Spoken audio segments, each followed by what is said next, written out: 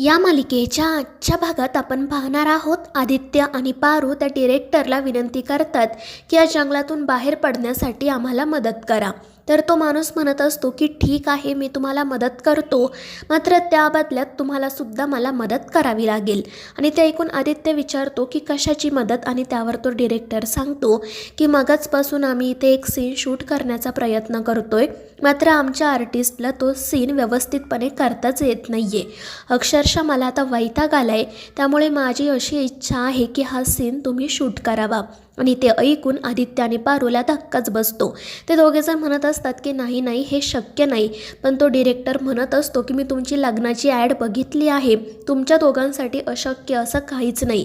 तुम्ही प्लीज माझी मदत करा, मग मी माझी गाडी देऊन तुम्हालासुद्धा या जंगलातून बाहेर काढायला मदत करेल. मात्र ते ऐकून पारू म्हणते की नाही, आम्हाला हे नाही जमणार, आणि ती बाजूला निघून जाते. तर आदित्य तिला समजावत म्हणतो की पारू, आपल्याला हे करावंच लागेल, कारण जर आपण यांना मदत केली तरच ते आपल्याला मदत करतील, नाही तर आपल्याला या जंगलातच गोल गोल फिरत बसावं लागेल. मात्र पारू म्हणत असते की आदित्य सर, तुम्ही विसरलात का, जेव्हा देवी आईने ती लग्नाची जाहिरात बघितली होती तेव्हा काय घडलं होतं ते, आणि त्याचा तुम्हाला किती त्रास झाला होता. मग आता आपण जर हे सगळं केलं तर देवी आईंना काय वाटेल. तर दुसरीकडे मारुती हात जोडून अहिल्याची माफी मागत म्हणत असतो की माझी पारू अल्लड आहे आणि तिच्याचमुळे हे सगळं झालंय, कळतंय मला, पण तिच्या चुकीसाठी मी तुमची माफी मागतो. आणि त्यावर दामिनी म्हणते की मी तर आधीच सांगितलं होतं की त्या मूर्ख पारूला आदित्य आणि अनुष्कासोबत पाठवण्यापेक्षा मला जाऊ द्या, जर मी तिथे असते ना तर हे सगळं काही घडलंच नसतं. मात्र त्यावेळी श्रीकांत दामिनीवरच ओरडतो आणि तिला गप्प राहायला सांगतो. आणि तो मारुतीला सुद्धा म्हणतो की काळजी करू नको, पारूची यात काही चूक नसेल, आपली मुलं सुखरूपपणे घरी येतील. आणि त्यावर मारुती हो म्हणतो. आणि त्यावेळी गणी मात्र मनाशी म्हणत असतो की बरं झालं तायडी आणि आदित्य सर दोघेच जंगलात आहेत, त्या अनुष्का मॅडम त्यांच्यासोबत नाही, मी सुद्धा त्यांच्यासोबतच असायला हवं होतं.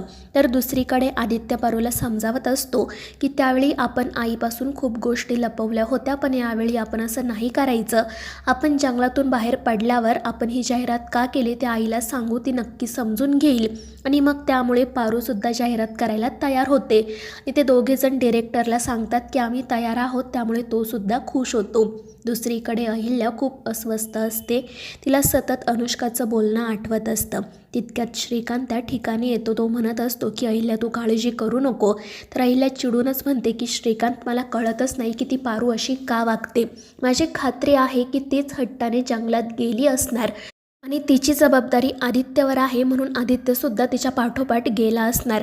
पण या सगळ्यात ना मला अनुष्काचं वाईट वाटतंय. अरे, तिचं आणि आपल्या आदित्यचं लग्न ठरलंय आणि आदित्य एका दुसऱ्या मुलीसोबत आहे, या गोष्टीचा तिला किती त्रास होत असेल याचा मी विचार करू शकते.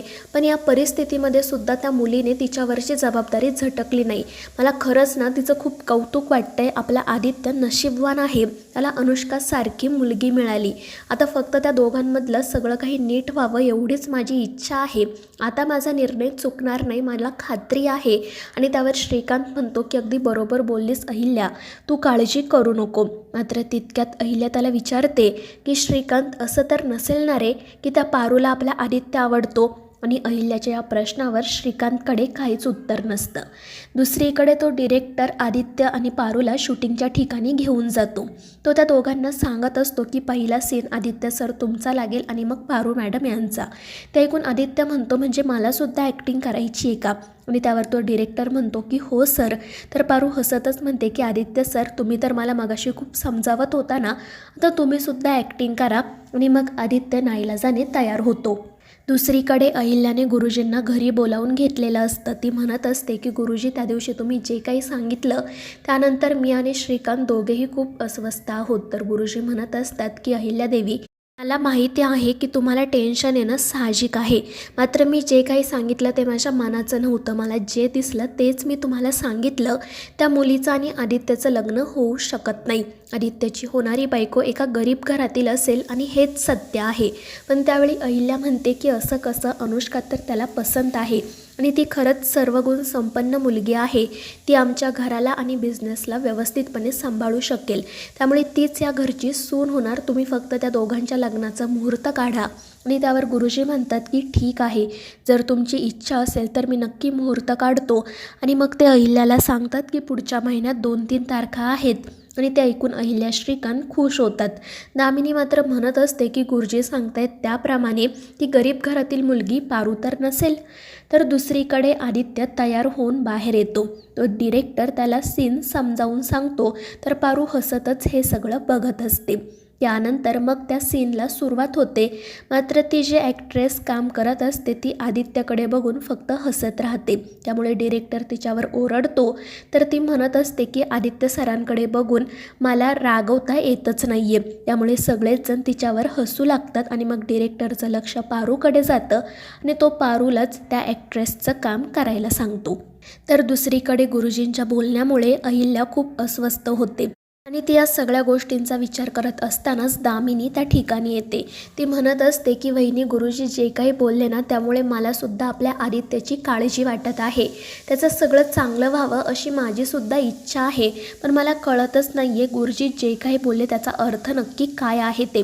तर दुसरीकडे डिरेक्टरने सांगितल्यामुळे पारूसुद्धा काम करायला तयार होते आणि ती लगेच चेंज करण्यासाठी जाते.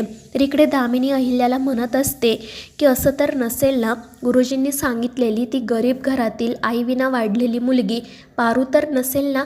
आणि ते ऐकून अहिल्याच्या तळपायाची आग तर मस्तकातच जाते. ती दामिनीवर खूप चिडते. दुसरीकडे पारू छान साडी नेसून मेकअप करून त्या ठिकाणी येते. आणि त्यावेळी आदित्य तिच्याकडे एकटक बघतच राहतो. तो पारूमध्येच हरवून जातो. आणि मग जेव्हा पारू जवळ येते तेव्हा तो नाटक करत म्हणतो की अगं पारू, किती वेळ लावलास तू, आम्ही तयार आहोत, चल आपण शूटिंगला सुरुवात करूयात. आणि मग तो डिरेक्टर पारूला सीन समजावून सांगतो आणि त्या शूटिंगला सुरुवात होते. मात्र पारूलासुद्धा आदित्यवर चिडता येत नाही.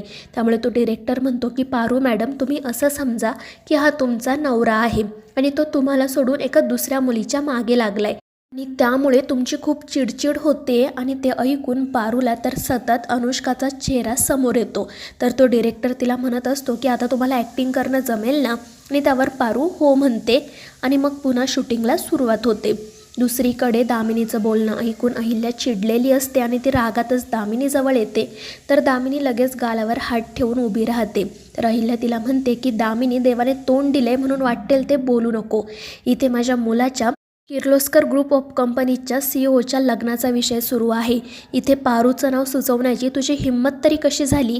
आणि त्यावर दामिनी म्हणत असते की वहिनी, मला माफ करा, पण मला जे जाणवलं ना तेच मी बोलले. तुम्हाला असं वाटत नाही आहे का ती पारू सतत आपल्या आदित्याच्या मागे पुढे करत असते. आणि तुम्ही हा कधी विचार केला आहे का की त्या भर लग्नामधून तो हरीश अचानक गायब कुठे झाला असेल. आणि शूटिंगच्या वेळीसुद्धा तो हरीश कसा काय गायब झाला आणि त्या ठिकाणी आपला आदित्य कसा काय आला. मला तर असं वाटते की या सगळ्या मागे ना त्या पारूचंच काहीतरी प्लॅनिंग आहे. मात्र अहिल्या म्हणत असते की दामिनी, तू उगाच वाटेल ते बोलू नको. मात्र दामिनी म्हणते की वहिनी, यातली कोणतीही गोष्ट जर चुकीची निघाली ना तर तुम्ही माझं तोंड काळं करा. मात्र मला खात्री आहे की यामागे ना ती पारूच असणार आहे. आणि ते ऐकून अहिल्याची काळजी अजूनच वाढते. तर मित्रांनो, या मालिकेच्या पुढील भागांच्या अपडेटसाठी आपल्या चॅनेलला सबस्क्राईब करा.